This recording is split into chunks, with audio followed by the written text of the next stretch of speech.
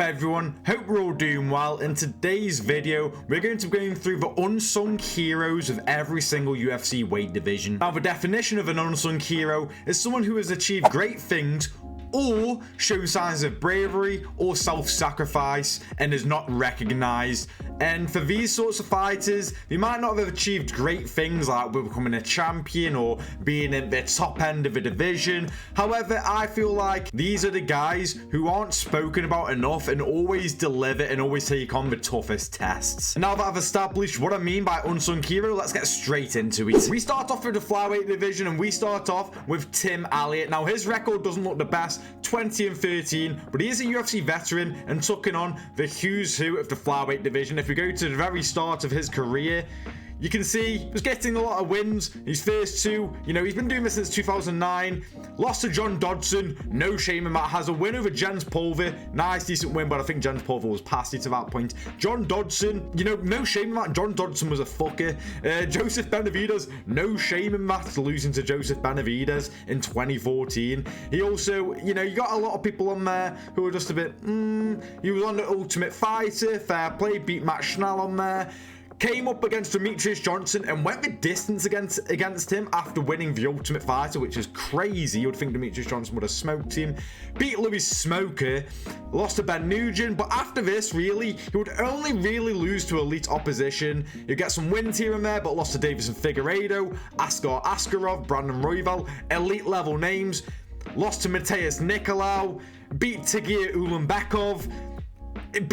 Lost to Mohamed McCabe, he didn't beat him. So, like I say, he's been in there with the who's who, the flyweight division, and don't get me wrong, he's picked up some losses against some not really relatively known people, but losses to John Dodson, Benavidez, DJ, Davison Figueiredo, Askar Askarov, Brandon Royval, and Mateus Nicolau. Those are some very good names in the flyweight division, some elite names. There's no shame in that, and he's very active, will fight anyone, can be in some fun fights. Tim Elliott, the unsung hero of the flyweight division, in my opinion. Now we move on up to the bantamweight division, and we have Rob Font. Rob Font still going at it in today's game, still in the top 10, always around that top 10 area, almost a gatekeeper.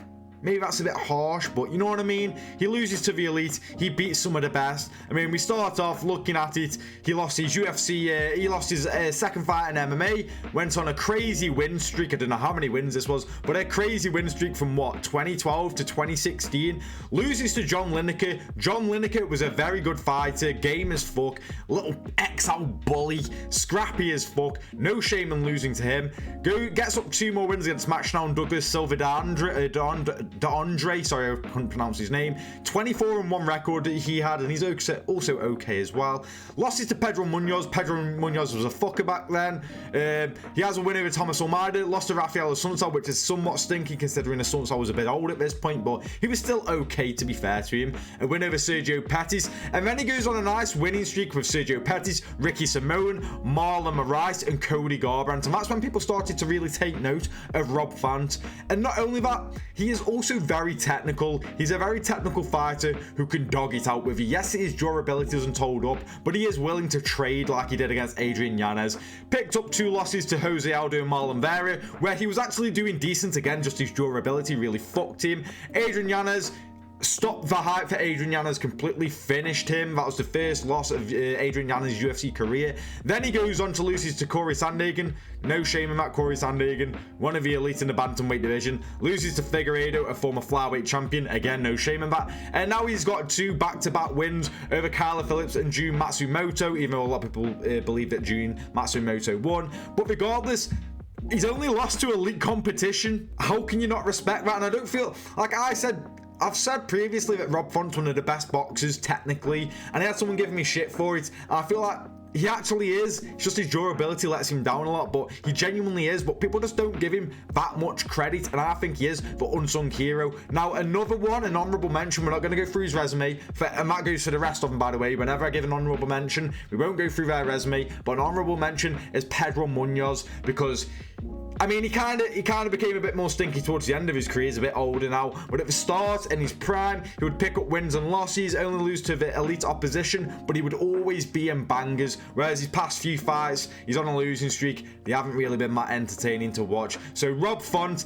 he is the unsung hero in that bantamweight division. And before we carry on, if you're enjoying this sort of content, maybe consider leaving a like and even subscribing, as I'm trying to hit 1k subs by the end of 2025. I appreciate all the support you guys have been giving me. Now let's carry on with the video. Now we move on up to the featherweight division, where we have Josh Emmett as the unsung hero in this division. 19-4, not even that bad of a record considering he's 40 as well, and he's scheduled to take on Lerone Murphy in what, next month, less than a month away. So that's a crazy one right there. But if we look at his career, he was doing a great job, beating everyone, undefeated, and then lost to Des Green. No clue who Des Green is, but he lost a split decision to Des Green back in 2017. Picks up 2 more wins, gets a nice knockout over Ricardo Lamas as well, and then he gets a big step up against Jeremy Stephens. Now this one was a bit controversial. I actually won some money on this one. In fact, this was the first ever UFC event I ever put money on, so nice with that because I just recently turned 18. But regardless, and I actually won because I actually predicted Jeremy Stephens to win by knockout in the second round, so nice one. But regardless, shut the fuck up.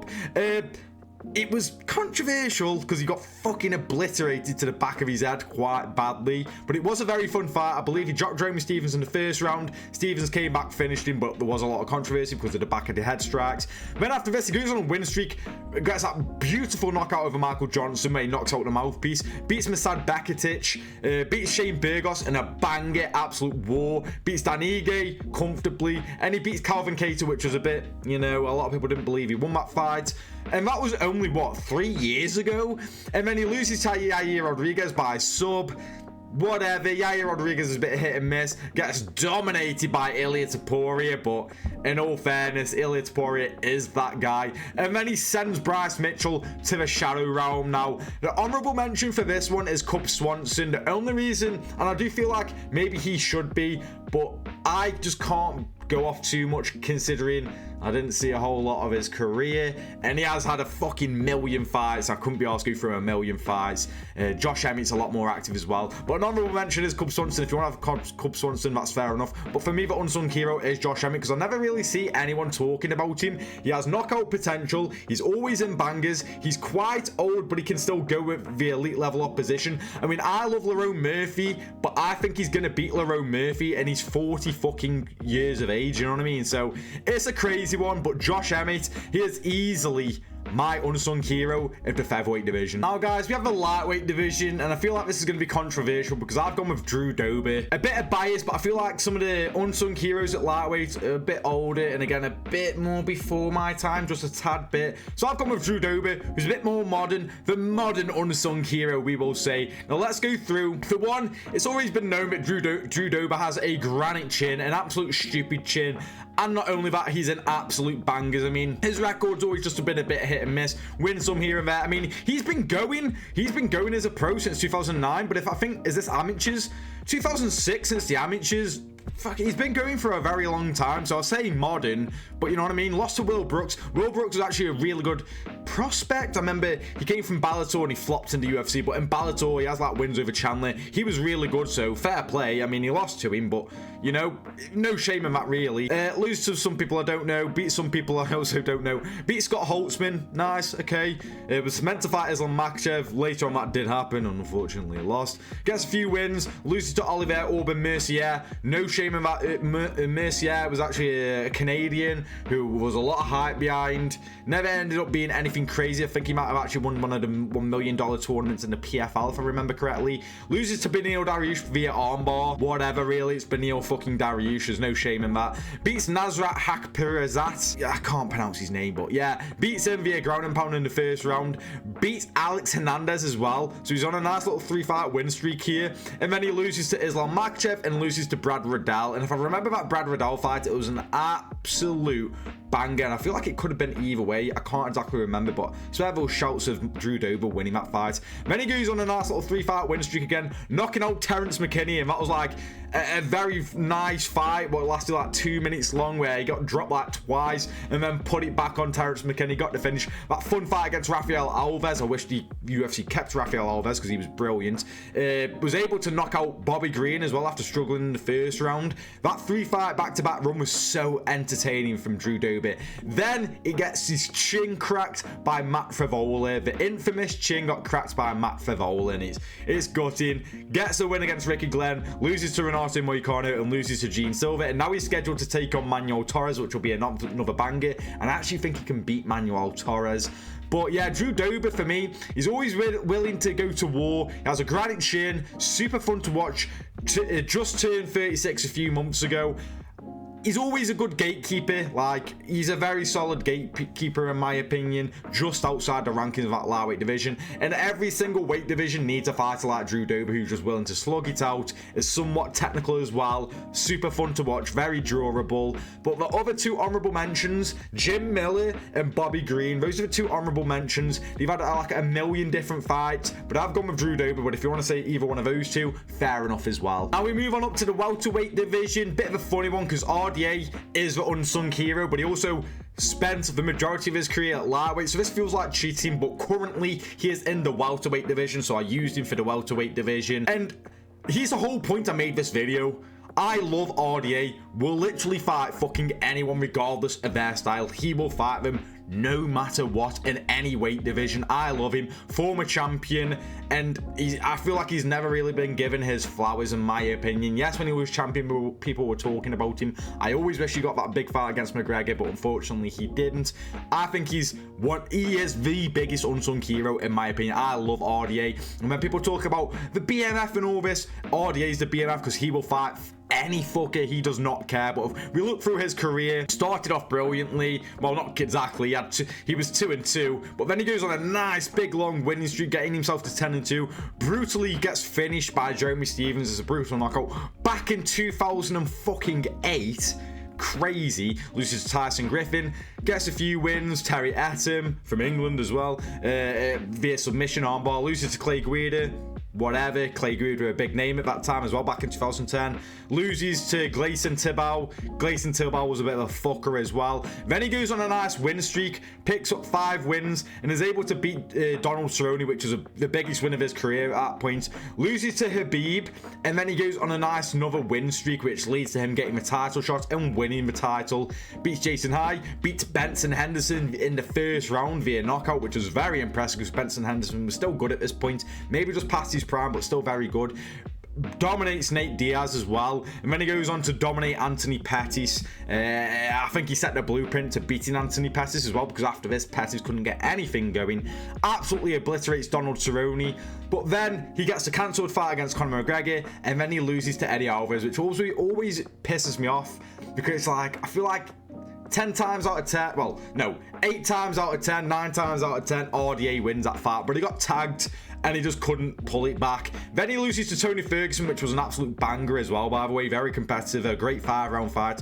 Moves on up to the 170 division, gets a nice win streak, dominates Robbie Lawler, loses a close fight to Colby Covington. Even when he's quite past it, he's quite undersized for 170, but he goes to a close decision against Colby Covington, gets dominated in a boring fight against Kamaru Usman, submits Kevin Lee, which was a weird one. I think that was back at 155.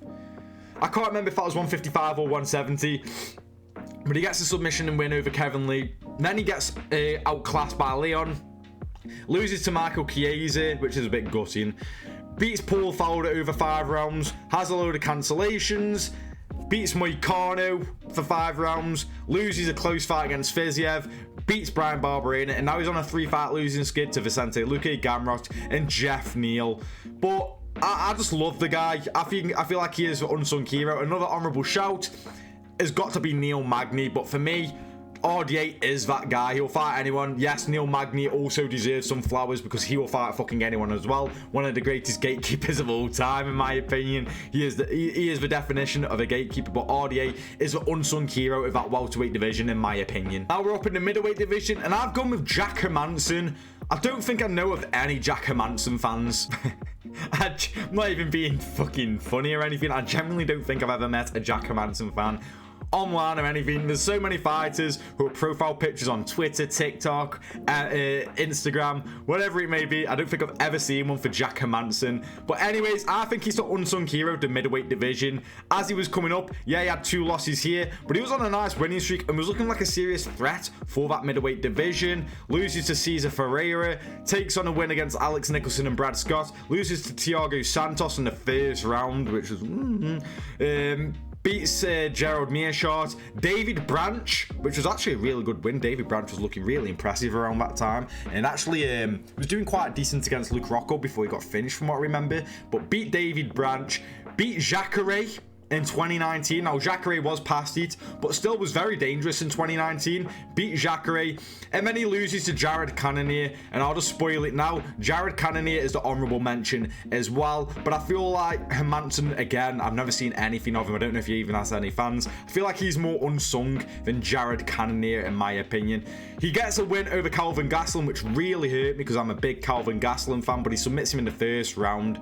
That was some tragic stuff for me. Loses to Marvin Vettori. Bit of a war from what I remember. Quite a close fight if I remember correctly. Then he beats Edmund Shabazian, just adding to Shabazian losing after Derek Brunson, like, you know, end of the hype train of Edmund Shabazian. Loses to Sean Strickland, which I think was quite close. It was a split decision, but I can't remember if it was quite close. I think it was, because most Sean Strickland fights are. Then he was scheduled to fight with Darren Till, didn't happen. Beats Chris Curtis, and Chris Curtis started being a Karen about it. Lost to Roman Delite and got absolutely fucking knobbed. And then recently beat Joe Pyfer, and I'd imagine he'll get a fight announced soon because it's been a while. He hasn't been super active, but in 2023 he had 2 cancelled fights in all fairness. So, well, no, the end of 2022 and 2023 as well. So it's whatever. But Joe Pyfer, a good win really. Ended the hype train of Joe Pyfer, even though he's getting things back on track. But Jack Hermansson, I feel like, is the unsung hero in the middleweight division. I can't really think of anyone else other than the honourable mention is Jared Cannonier. Now we get to the light heavyweight division, and I've gone with Volkan Ozdemir, and I'm not even a big fan of Volkan Ozdemir. Like, I just think he's, yeah, whatever, he's just kind of there sort of thingy, but I think he's the unsung hero. I mean, light heavyweight was quite a hard one to find one for, I'll be completely honest, but I mean, he was undefeated for a bit. Lost to Kelly, okay, whatever. Beat OSP. Does that know? He had one what was super controversial. I can't remember if it was a win or loss. I think he was meant to have lost to OSP. It was a split. That might have been a London card if I remember correctly. But then he just went on like knocking people out in the first round, calling himself No Time, and he got a title shot against DC and just got absolutely fucking knobbed. Like, really badly. Then he goes on a losing streak, losing to Anthony Smith and losing to Dominic Reyes. That was another one where he shouldn't have lost, I believe, but lost a close decision to Dominic Reyes, but a lot of people believe that he won. Then he beat Ilia Latifi, who was actually doing all right at the time, I believe. Beat Alexander Rakic, which is a really good one, because I think that was the first loss of Rakic's career.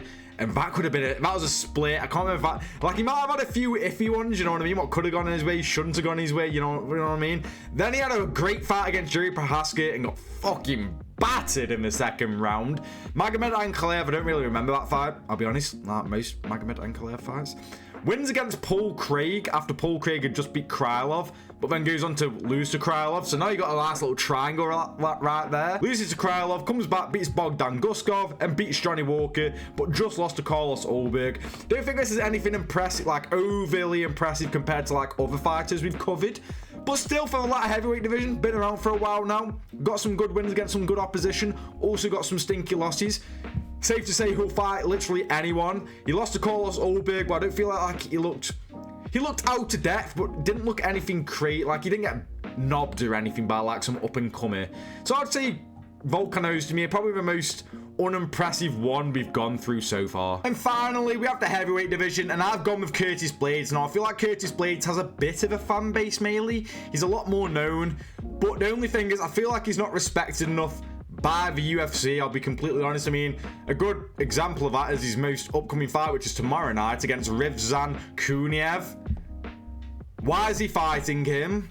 What? Like, from the Dana White Contender Series straight to the fighting Curtis Blades, who is fighting for a title in his last fight, co-main of a pay-per-view, and now he's on the prelims of a pay-per-view. Disrespectful in my opinion. Was having a great career, starting off 4-0, met Francis Ngannou, got stopped by doctor stoppage. Don't think he was even doing bad in that first one either. Then he goes on and picks up some more wins against Alexei Oleinik, Mark Hunt, Alistair Overeem. Yes, they're all old, but in heavyweight you're going to have a lot of old people, but big names regardless. Got a finish over Alistair Overeem as well, which I don't like because I love Alistair Overeem, but still finished him. Then he matched up with Francis again in a rematch when he had a bit of momentum going and lost in the first one. Was this a bit early as well? I can't remember, but he got flatlined within 45 seconds. Then he beat Justin Willis. I don't know if anyone remembers that one, but Justin Willis is talking mad shit, and Curtis Blades absolutely fucking battered him. Then you got Shamil here who beat Junior Dos Santos. He was able to finish again. It was okay, but an oldie. Beat Volkov, a nice one. Dominated him from what I remember. Lost to Derek Lewis. That set him back a bit in all fairness. Brutal uppercut. Everyone was expecting him to win that fight. Gets wins over Jorginho Rosenstruck, Chris Dawkins, Tom Aspinall, but come on, we don't really class that. And then loses to Sergey Pavlovich. And that's one of Blades' weaknesses, his fucking fight IQ. He thought he would try and trade with Sergey Pavlovich. Well, then bounces back with a nice win over Jolton Almeida when he had a lot of hype. Gets to finish in the second round. And then loses to Aspinall again. And now we're in this predicament where he's fighting someone coming off a Dana White Contender Series and has had all sorts of supplements in his system. So, brilliant. Not money to choose at the heavyweight division. Maybe an honorable mention for Volkov, but I went with Curtis Blades because, you know, I feel like he, in another time setting, he could have been champion, to be honest. But yeah, he's very well rounded. How old is he? What, 34 or something like that? Yeah, 34.